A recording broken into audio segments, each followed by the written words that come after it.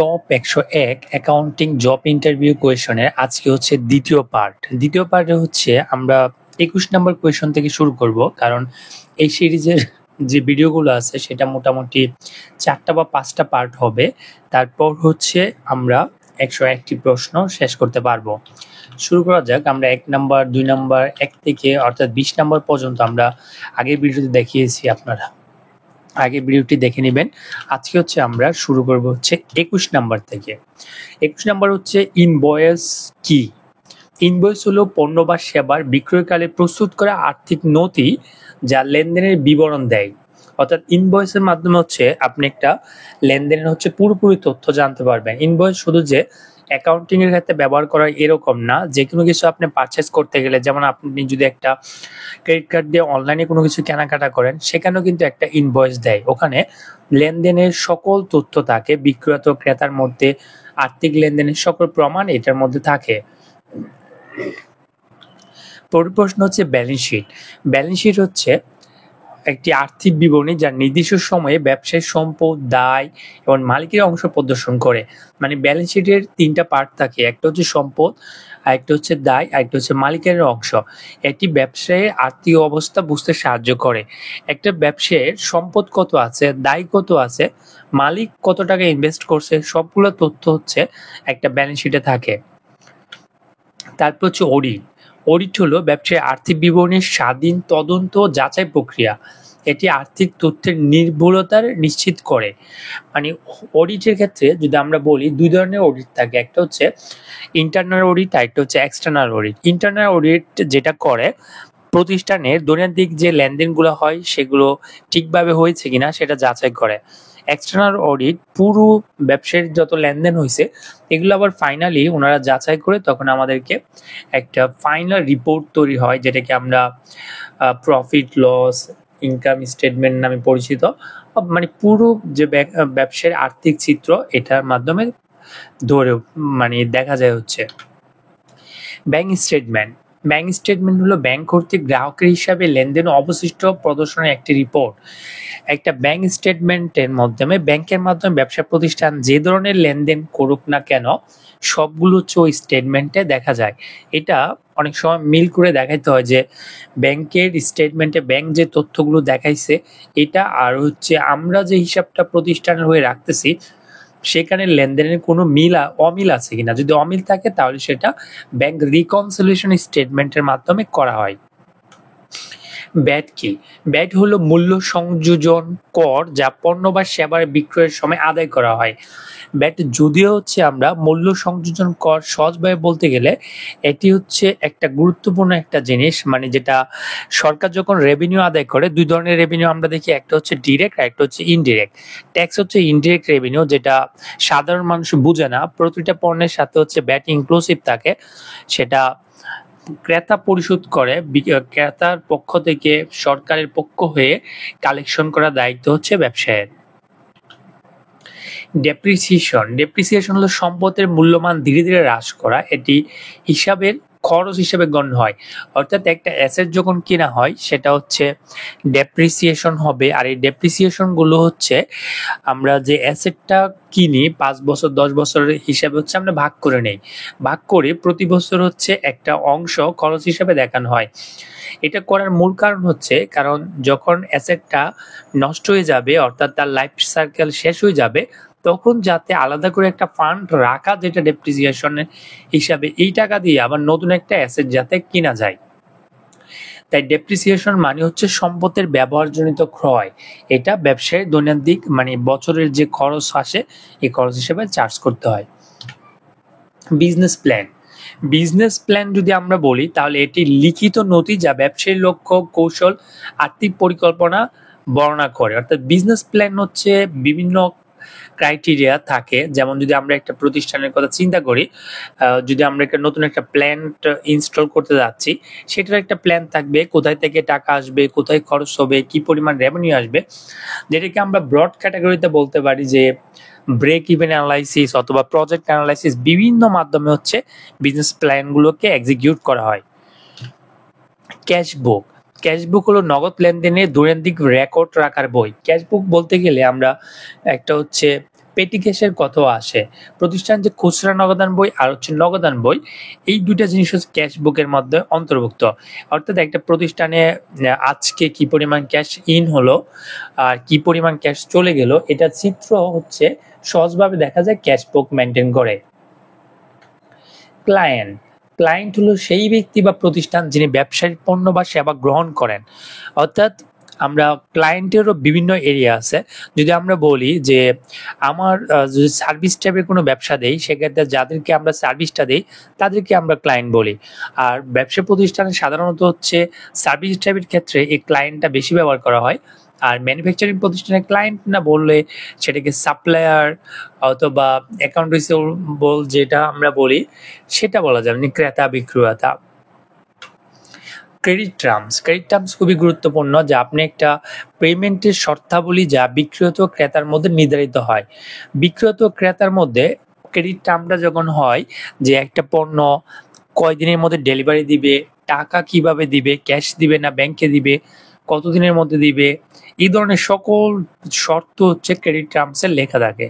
আবার এরকমও থাকে যে ক্রেডিট টার্মসে বলে যে 10 দিনের মধ্যে টাকা দিতে পারলে এত টাকা ডিসকাউন্ট থাকবে, অথবা আর্লি যদি টাকা নেওয়া হয় সেখানে অনেক সময় হচ্ছে ডিসকাউন্টের ব্যাপার চলে আসে। ইনভেন্টরি হলো ব্যবসায়ী বিক্রয়ের জন্য রাখা পণ্য সম্ভার। অর্থাৎ ইনভেন্টরি আমরা যদিও বলি ব্যবসায়ী বিক্রয়ের জন্য রাখা, এটারও একটা ব্রড ক্যাটাগরি আছে। যারা হচ্ছে ট্রেডিং বিজনেস করে তাদের ক্ষেত্রে যখন মালামাল ইম্পোর্ট করে নিয়ে আসে অথবা সোর্সিং করে রাখে, তখন হচ্ছে তাদের ক্ষেত্রে একটা ইনভেন্টরি হচ্ছে, এটাকে সে সেল করবে। কিন্তু যখন আমরা ম্যানুফ্যাকচারিং প্রতিষ্ঠানে যাব, তখন ইনভেন্টরি মানে হচ্ছে র মেটেরিয়ালসের একটা গুরুত্বপূর্ণ পার্ট। অর্থাৎ অনেক ক্ষেত্রে শুধু র মেটেরিয়ালসই হয়, সেটা আরও যদি র মেটেরিয়ালসের সাথে সাপ্লায়ার প্রোডাকশন করার জন্য লাগে, সবগুলো হচ্ছে ইনভেন্টরি ক্যাটাগরিতে পড়ে। এটাকে ম্যানুফ্যাকচারিং প্রসেসে ইনভেন্টরিকে রূপান্তর করে তখন হচ্ছে ফিনিশ গুডস বানানো হয়। এই ফিনিশ প্রোডাক্টটা হচ্ছে মার্কেটে সেলস করা হয়, যার জন্য হচ্ছে ইনভেন্টরি এরিয়াটা অনেকটা বড়।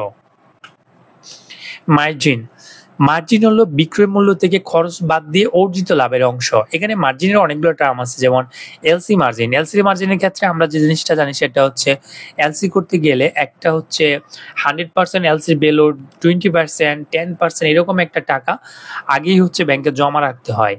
আর বিক্রয়ের ক্ষেত্রে মানে প্রতিষ্ঠান যখন আমরা লাভ লোকসান বা স্টেটমেন্ট অ্যানালাইসিস করব, তখন যখন মার্জিন শব্দটা আসবে তখন হচ্ছে আমরা বুঝবো বিক্রয় মূল্য থেকে খরচ বাদ দিয়ে অর্জিত লাভের একটা অংশ। তাই হচ্ছে মার্জিন শব্দটা 2-3 ধরনের ব্যবহার হইতে পারে। আমাদের যখন প্রশ্ন করবে ইন্টারভিউতে, আমরা যদি বিভিন্ন 2-3টা অ্যাঙ্গেলে বলতে পারি, তাহলে অবশ্যই রিক্রুয়েটাররা মনে করবে যে আপনি খুব ভালো জানেন। তাই হচ্ছে আপনি দুইটা জিনিসই জানা রাখা উচিত। অ্যাকাউন্টস পেয়েবল মানে হচ্ছে ব্যবসায়ের দেনা যা সরবরাহকারী বা অন্যান্য পক্ষকে দিতে হয়। অ্যাকাউন্টস পেয়েবল মানে যারা হচ্ছে ব্যবসা প্রতিষ্ঠান থেকে টাকা পাবে তাদেরকে হচ্ছে এক কথায় অ্যাকাউন্টস পেয়েবল বলা হয়। আর ব্যবসা যাদের কাছে টাকা পাবে তাদেরকে অ্যাকাউন্টস রিসিভেবল বলা হয়। তাই অ্যাকাউন্টস পেয়েবল এবং রিসিভেবল সেটা হচ্ছে টাকা এখনো পায়নি, টাকা পাবে, এটার জন্য ব্যবহার করা হয়। তাই প্রতিষ্ঠানের কাছ থেকে যারা টাকা পাবে তাদের ক্ষেত্রে বলা হয় অ্যাকাউন্টস, মানে যাদেরকে টাকা পেমেন্ট করতে হবে তাদেরকে হচ্ছে অ্যাকাউন্টস পেয়েবল। অ্যাকাউন্ট রিসিভেবল, আমি আগেই বললাম অ্যাকাউন্ট রিসিভেবল হচ্ছে ব্যবসার পাওনা অর্থ যা গ্রাহক থেকে পাওয়া উচিত। এটার মানে হচ্ছে ব্যবসা প্রতিষ্ঠান যদি সেলস করে অথবা কোনো সার্ভিস সরবরাহ করে, তখন ক্লায়েন্ট অথবা যারা হচ্ছে কিনে গেছে, সে বিক্রেতা যারা মানে আমার কাছ থেকে পারচেস করছে, তাদের থেকে হচ্ছে ব্যবসা কিছু টাকা পাই, তখন সেটা অ্যাকাউন্ট রিসিভেবল হয়। এটা মনে রাখতে হবে, এটা তখনই ক্রিয়েট হবে অ্যাকাউন্টস রিসিভেবল, অ্যাকাউন্টস পেয়েবল যখন ধারে ক্রয় বিক্রয়ের ব্যাপার আসে, তাছাড়া এটা হবে না। সেলস রিটার্ন হলো বিক্রিত পণ্য ফেরত নেওয়ার প্রক্রিয়া। মানে পণ্য যখন বিক্রি করা হয়েছে, এটা যদি কোনো কারণে ফেরত দেওয়া হয় তখন হচ্ছে সেলস রিটার্ন হয়। মানে যারা হচ্ছে আমার কাছ থেকে একটা পণ্য একজনে কিনলো, তারা দেখলো যে তার পণ্যটা স্যাটিসফাই অনুসারে হলো না, তখন হচ্ছে পণ্যটা আমার কাছে ফেরত পাঠায় দিল, এটাই হচ্ছে sales return. Performance indicator performance indicator হলো ব্যবসায়িক কার্যক্রমের সফল পরিমাপের মানদণ্ড। মানে আমি একটা প্রতিষ্ঠান যে ভালো ওয়েতে যাচ্ছে সেটা আমি কিভাবে বুঝবো? এর মানে হচ্ছে আমরা যদি কোনো শেয়ার মার্কেট সম্পর্কে কোনো জ্ঞান থাকে সেক্ষেত্রে আমরা জানি যে প্রতিষ্ঠান যখন লিস্টেড হয় তখন এক একটা ক্যাটাগরিতে ভাগ করা হয়। ক্যাটাগরি হচ্ছে এরকম যে ফার্মাসিউটিক্যাল কোম্পানি, ইঞ্জিনিয়ারিং কোম্পানি, তারপর হচ্ছে পাওয়ার কোম্পানি, এরকম অনেক ক্যাটাগরিতে ভাগ করা হয়। তাই আপনারা যদি বাংলাদেশে আপনার প্রতিষ্ঠান যদি ধরেন ফার্মাসিউটিক্যাল, সেক্ষেত্রে আপনার বেস্ট যে ফার্মাসিউটিক্যাল কোম্পানিটা আছে এটার সাথে যদি আপনি তুলনা করেন, অথবা ওই ইন্ডাস্ট্রিতে কি পরিমাণ, কোনটা কতটুকু হওয়া উচিত, প্রফিট পার্সেন্ট কতটুকু হওয়া উচিত, অপারেটিং এক্সপেন্স কতটুকু হওয়া, সবগুলো যে একটা মানদণ্ড পরিমাপ করা হয়, এইটাই হচ্ছে পারফরমেন্স ইন্ডিকেটর। যে তাদের সাথে তুলনা করলে আমাকে দেখতে হবে যে আমার প্রতিষ্ঠানটা ঠিকভাবে এগোচ্ছে কিনা। যদি ঠিকভাবে না এগোয় তাহলে বুঝতে হবে আমাদের পারফরমেন্সের সমস্যা আছে। তারপর হচ্ছে balance sheet equation. Balance sheet equation হচ্ছে assets equal to liabilities plus equity. আমরা জানি এটি আর্থিক স্থিতির মূল ভিত্তি। অ্যাকাউন্টিং এর সকল প্রক্রিয়ার একদম ফাইনাল স্টেপ হচ্ছে assets equal to liabilities plus equity, অর্থাৎ ওনার্স ইকুইটি। এটা অবশ্যই ইকুয়েশনটা মিলতে হবে। যদি ইকুয়েশনের সমান না হয় তাহলে বুঝতে হবে আমাদের হিসাব নিকাশ ঠিকভাবে হচ্ছে না। ফাইন্যান্সিয়াল রিপোর্টিং হলো আর্থিক তথ্য উপস্থাপনের প্রক্রিয়া যা স্টেক হোল্ডারদের সিদ্ধান্ত নিতে সাহায্য করে। ফিনান্সিয়াল রিপোর্টিং এর মাধ্যমে যারা হচ্ছে স্টেক হোল্ডার কারা? যারা হচ্ছে প্রতিষ্ঠানে কোনো ভাবে প্রতিষ্ঠানের সাথে জড়িত, তারা হইতে পারে মালিক পক্ষ, হইতে পারে ইনভেস্টর, অথবা মানে যারা হচ্ছে ব্যাংক হইতে পারে। তারা ফিনান্সিয়াল রিপোর্টিংটা তাদের কাছে খুবই গুরুত্বপূর্ণ, যাতে প্রতিষ্ঠানের আউটকাম সম্পর্কে জানতে পারে। কারণ আমরা প্রতিষ্ঠান তো নিজে নিজে কথা বলতে পারে না, তার যে রিপোর্টিং হয় এর মাধ্যমে হচ্ছে তাকে বাইরে পরিচয় করায় দিতে হয়। অর্থনৈতিক চাকা।